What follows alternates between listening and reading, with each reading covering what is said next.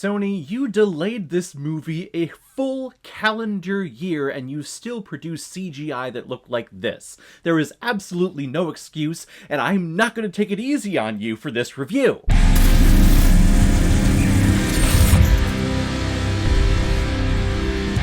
Kraven the Hunter released this past weekend in 2024 after being delayed an entire year, and actually I think more some from 2023, but they were like, no, we're gonna give it its time and take its time and improve it a little bit, and yeah, it's gonna dominate December.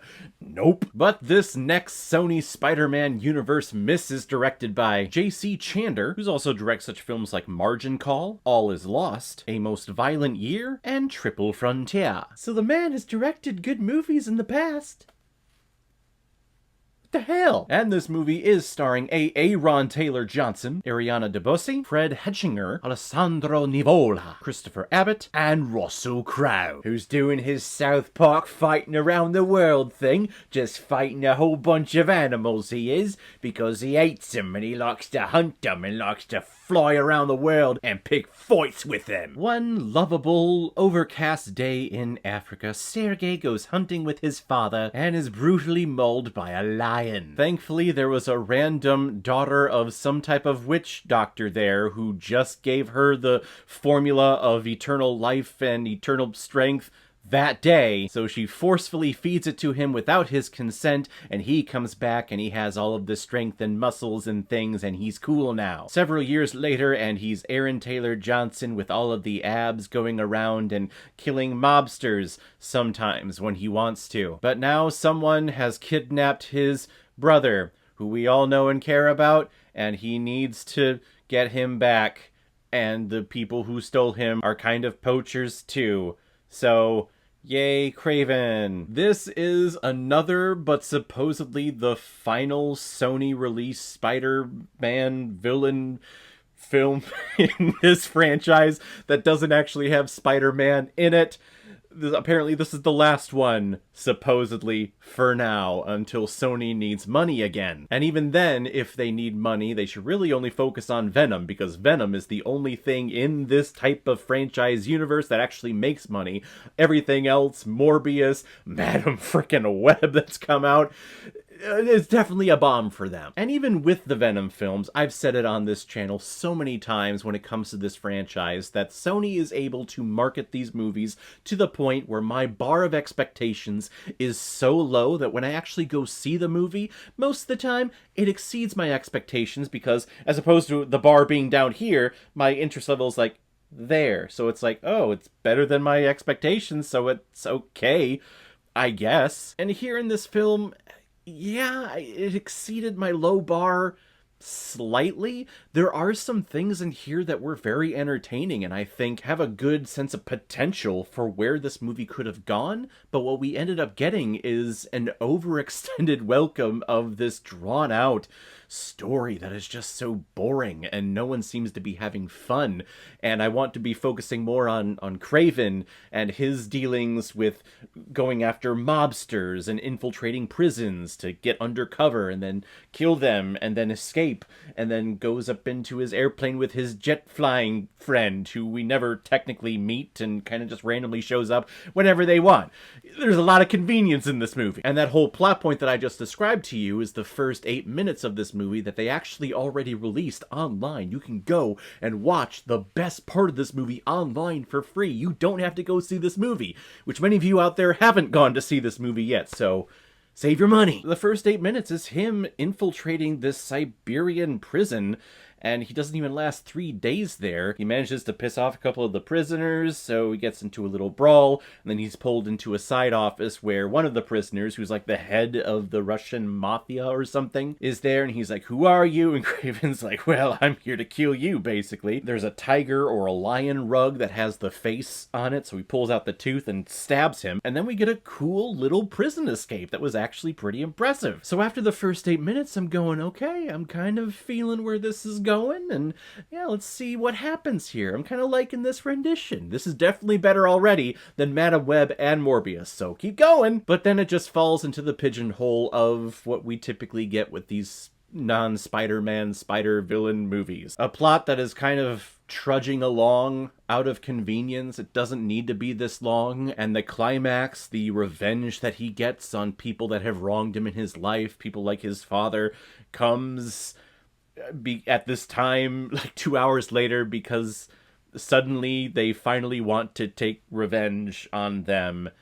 Yay. Now, a little spoiler here for my next comment, but there are some cameos, there are some villains in here that do show up that actually kind of make me happy, so if you don't want to be spoiled, or if you are looking to go see this movie, and you don't want to be spoiled with that, then skip ahead by like 5 minutes and then come back here and watch what I had to say about it, so you've been warned. So we have several villains that do show up that are also Spider-Man villains. Again, what the fuck are we doing here? But it is cool as a comic book fan and a Spider-Man fan to see these villains on screen.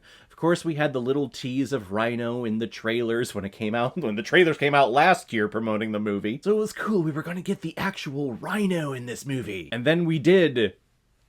And I'm sure you've seen the picture, so I showed it in my intro, actually. Yeah, this is the Rhino that we get, and I don't know what's worse. This version of CGI, or the Rhino robot suit that we got in The Amazing Spider-Man 2. I kind of think that this is worse somehow. At least the robot suit was Paul Giamatti, and Paul Giamatti is great. This is just a guy who gives us his backstory in this film when he talks about it. I was experimented on by a scientist, and it turned my skin hard. You know, like a rhino. Therefore, I am the Rhino. Then we also have a villain in here by the name of the Foreigner, which I am actually vaguely familiar with. I believe I did read a few Spider-Man comic books that did have this character in it. But he's just a random assassin going after Kraven. And this whole arc, he seems like he's a pretty badass villain here. And then it just putters out at the end of his story arc. Just bye-bye, Foreigner. And then probably the coolest cameo, in my opinion at least, I definitely know this is a Spider-Man villain because he would appear all the time on the animated series from the 90s Spider-Man cartoon series. Kraven's brother turns out to be the chameleon. He goes and sees that scientist that the Rhino saw, and he was able to turn him into the chameleon because he's good at voices. He's basically the Robin Williams of the non-Spider-Man Spider-Villain universe. And I will say there was a small part of me that's like, you know what? That's cool. Chameleon is a really cool character. And when it comes to the Spider-Man universe, you know what? We should see some of these unknown Spider-Man villains that we have not seen. We just keep getting the same Green Goblin and Dr. Octopus. Hell, we even bring back the original people into another film like 20 years later in No Way Home. Let's see some of these unknown villains in a Spider-Man film. Again, Caleb, you have to remind yourself this is not a Spider-Man film, even though they're Spider-Man villains. God, I'm so glad this is over. The whole thing is just, it's a frustrating movie. It's a frustrating watch because you can tell that there is something here. Kraven the Hunter is an excellent character. He is an excellent villain slash anti-hero in the whole Spider-Man lore. And Aaron Taylor Johnson is okay in the role. I definitely think it could have been played by anyone and you would have got at least the same performance, if not better than what he does. He does the Sam Winchester thing from Supernatural, where all of his acting choices, and really not just in this movie with Aaron Taylor Johnson, he tends to do this a lot. He like turns around or he shifts his body. Whenever he does Blue Steel from Zoolander.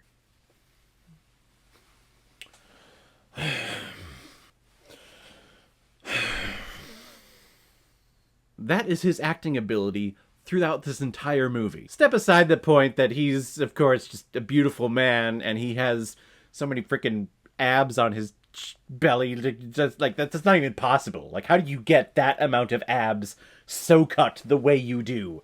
It's impossible, sir. In the end, Kraven the Hunter is what you would expect. All of you are intelligent out there. You've seen how this franchise has gone for the last almost 10 years. You know what to expect when you go to see these non-Spider-Man Spider-Villain movies.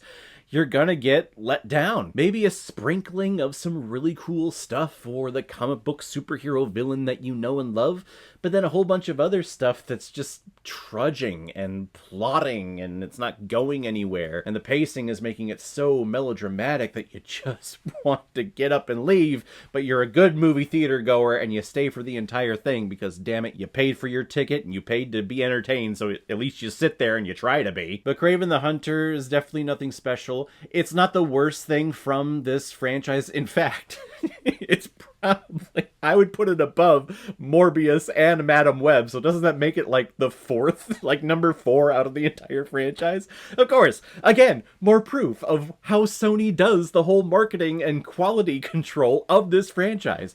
Lower the bar as far as you possibly can. That way, when you go to the movie and it's slightly above it, it's actually okay, and that's what people say, and critics say that, and people go to give us their money, and yeah. So if you want to go watch it, go ahead. You know, you're gonna do whatever you want. Doesn't matter what I say. But yeah, go see it if you just want closure to this entire franchise. But if you don't, and you've been over this for a while, if you've been over this since Venom: The Last Dance, when that franchise came to an end, then yeah, just skip this one. I'm gonna give Kraven the Hunter 1.5 out of 5 Blu-rays.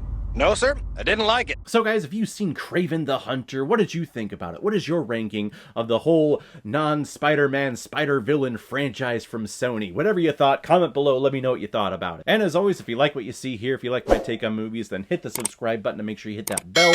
See you the next time I'm releasing next movie review. So guys, I will see you next time on the channel, but in the meantime, be well, be good to each other, and go watch a movie. Take care, guys.